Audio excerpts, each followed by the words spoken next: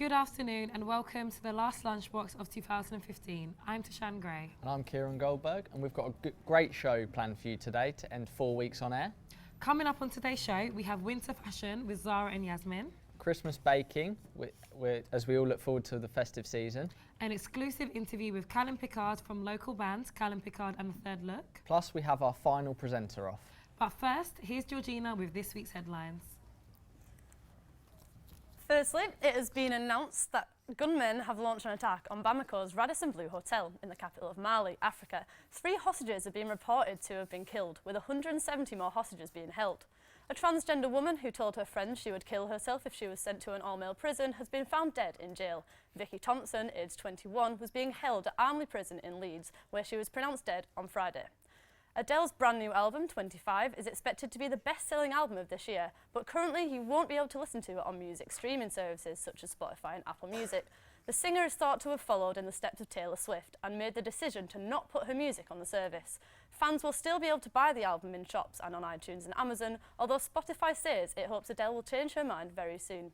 And in local news, train company London Midland have announced that the use of e-cigarettes will be banned in all of their stations. Local stations affected by this will include Canley, Tile Hill, Bedworth and Nuneaton. This follows on from Virgin Trains' recent ban of e-cigs at Coventry Rail Station.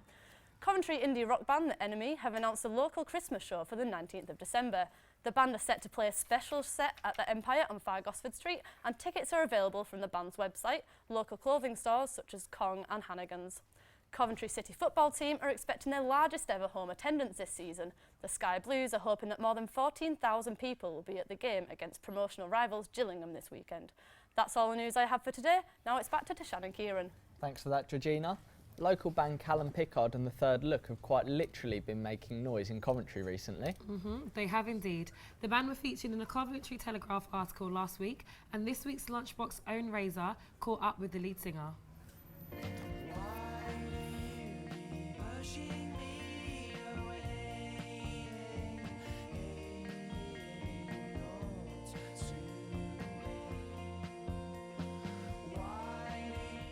Callum. I'm from Callum Pickard and the Third Look. I'm here today to do an interview. So I read that you played at the Godiva Festival this year. How was that? Very good, yeah. I mean, we played main stage and there was a lot of artists there that we like, and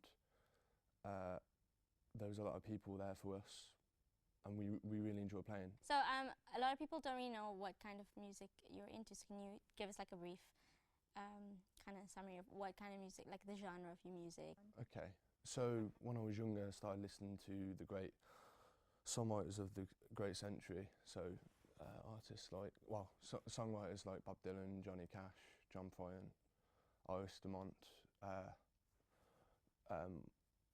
got me into like poetry, like songwriting, and then I think our genre is kind of dream pop. So have you and your band been getting a lot of attention since like the Godiva Festival? Yeah. Especially? Yeah, we released a single called Lonely Born Girl, and that got featured on Enemy and Line of Best Fit. Yeah, and we have an EP coming out very soon, well, early next year, so we're gonna try and get press for that and things. Be there.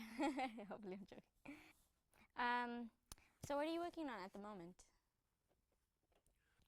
Well, I'm not working on anything really. Well, I'm finishing off my EP.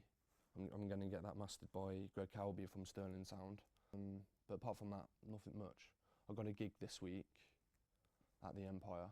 Yes, I've heard about that. And do you play a lot at the Tin? Yeah, the Tin's a great place. Sarah Morgan and Rich from Tin Angel Records got me a few good slots supporting a few of my favourite bands.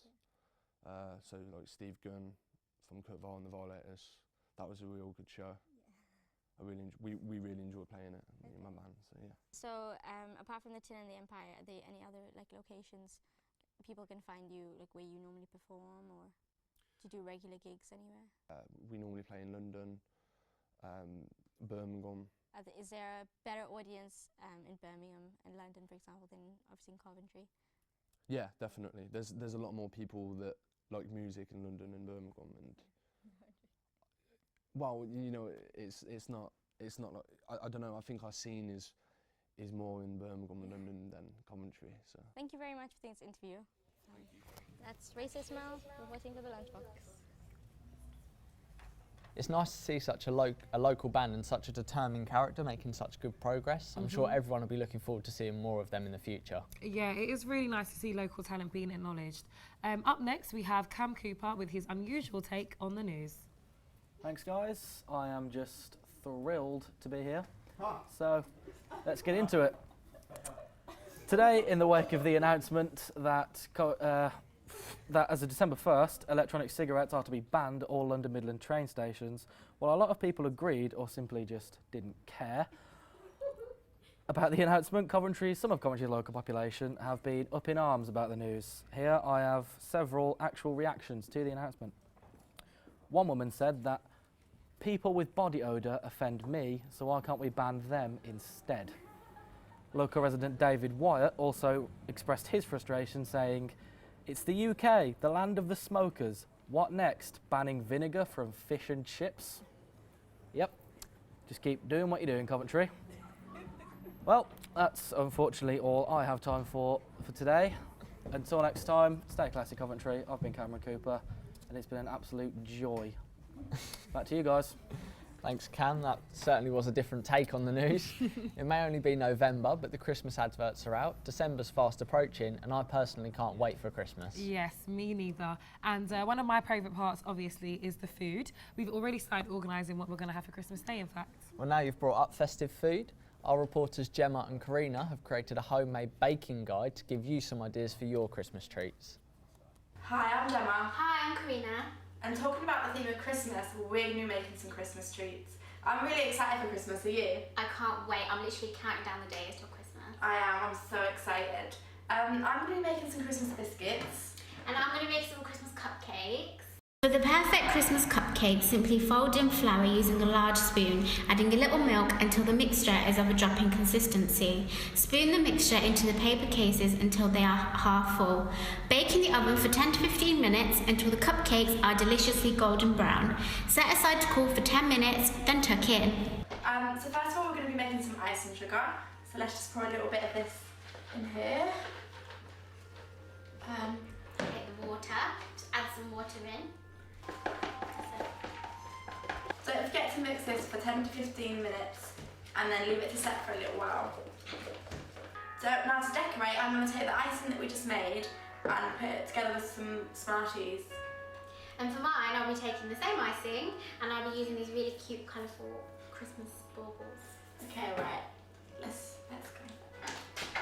Okay. I'm going to use the spoon. Actually, I'm going to try this way. Okay, once we finish icing, we're next going to put our decorations on the biscuits and the cakes. I'm going to be taking Smarties. And I have hundreds and thousands. So, just going to put a few in my hand. This is the fun part. It is. It's the bit that everyone loves to do. These look so nice.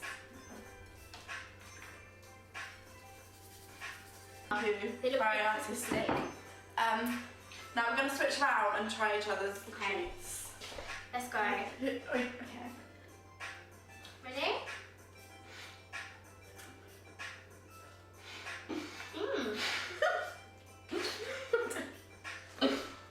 That's really good.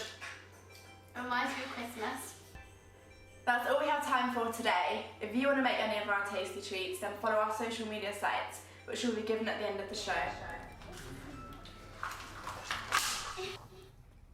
I've only just eaten lunch, but they do look good. Yes, they were really, really impressive. And I've got the worst sweet tooth. But before we get carried away, here's Luke with the weather. Thanks and hello. Today's weather, it's going to reach about 11 degrees max today. It's going to be a little bit cloudy during late afternoon, but hopefully it should brighten up.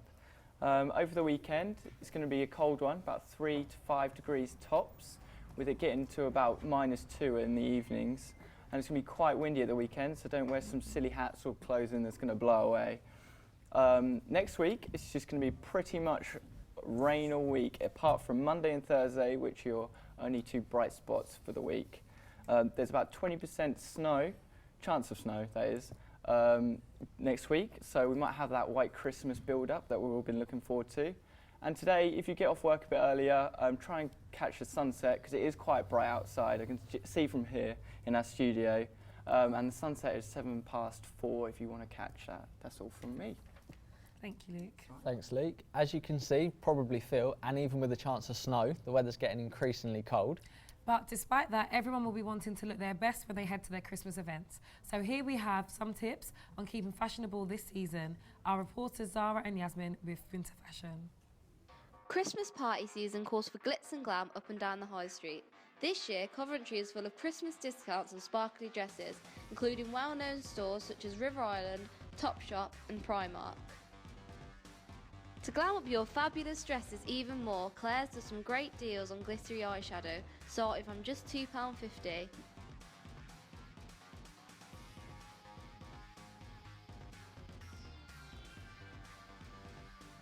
To get you started on what to buy, here's some sparkly inspiration for this year's festive season. The individual item of these outfits range from £7 to just £29.99 and can be bought from the high street.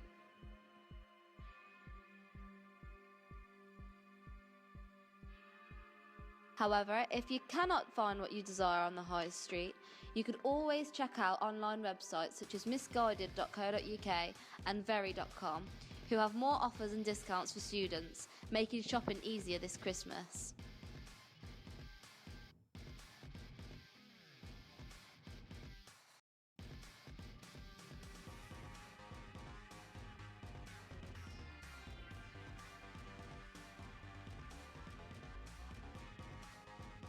So, get down to Coventry City Centre today and discover your perfect party dress. Remember, style is for life, not just for Christmas. So Tashanne, what style and trends are you going to be going for? I really love the sparkly colours, and I will definitely be heading down to Topshop, River Islands and Fargo Village for all of their student discounts. Well, keeping with our Christmas theme, we've got Josh and Aaron reporting on Santa's Christmas sleigh. I'm here today at the Coventry Transport Museum. Santa's sleigh is 59 years old this year and it's rehoused at the museum. I'm off to go and see what it's all about.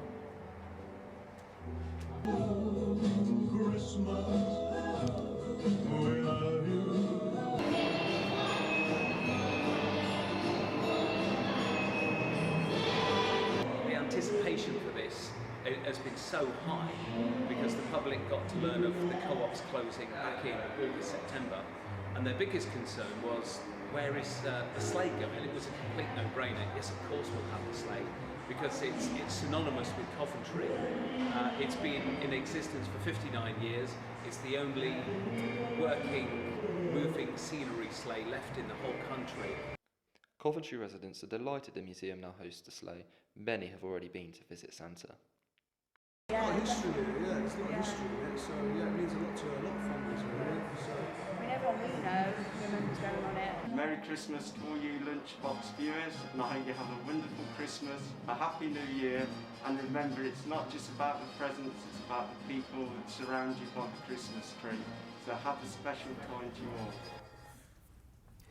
Well guys, sadly we're coming towards the end of the show. Before we come to the much anticipated presenter off, here comes Georgina with a recap of the news.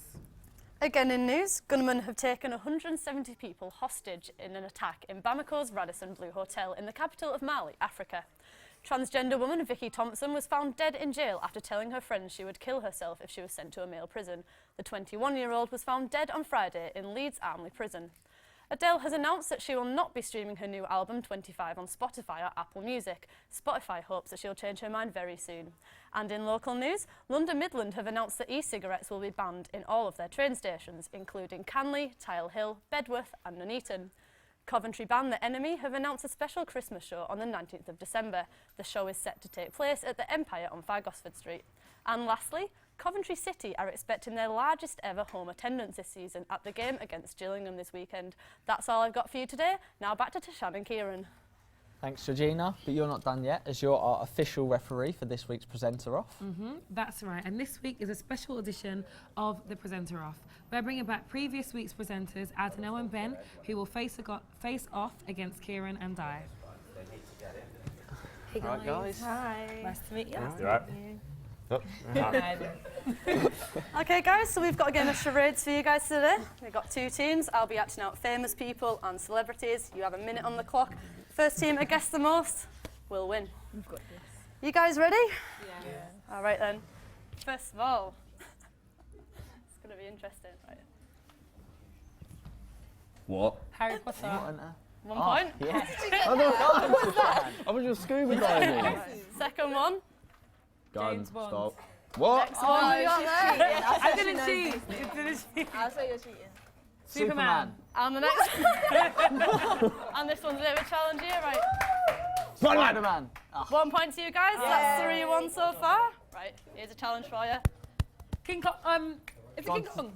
Got it. Say George Don't of the ever give you that one. George of the Yeah, Jungle. King Kong. That is George of the Jungle. I don't know any of these. Penguin. House. What? I don't know what that is. Pyramid. What? Penguin. Pointy. Something. Walking What? penguin. Duck. Whale. Fish. Give that one a miss, guys. None of you got that one. What was that one? What was it? Hungry. Fat Alan. Hungry. Santa. Santa. Oh, shout from the audience there. And we got 2 more for you. Right. Magic. The Queen. There's one. And last but not least. Film. Come on, guys. Usain Bolt. Usain Bolt. There we go. I thought he was a movie character. These ain't movie characters. I think Tashanne and Kieran are the overall winners here. What do you guys think? Yeah. Right, well done, guys. I Good think they job. cheated. Good job. Well, guys, sadly Good we're coming game. to the end of our last Lunchbox game. show, so thank you Hard. very much for tuning in. Oh my gosh. Yes, these last 4 weeks have certainly been an experience. There are a few people that we would like to thank for all of their hard work and contribution to the show. Definitely, we'd like to thank Bex and Craig, because without them, these last few weeks wouldn't have been possible at all. And also a big thank you to Ben Falk and Simon for helping with the creation of the show. And everyone that has helped produce the show and tuned in to watch, whether that be online or live, thanks to you. Yes, and that's about it. Have a safe and Merry Christmas from everyone here at the Lunchbox. We will be back at the end of January with our first show of 2016. Thanks from us. Thanks Goodbye. for watching. Bye.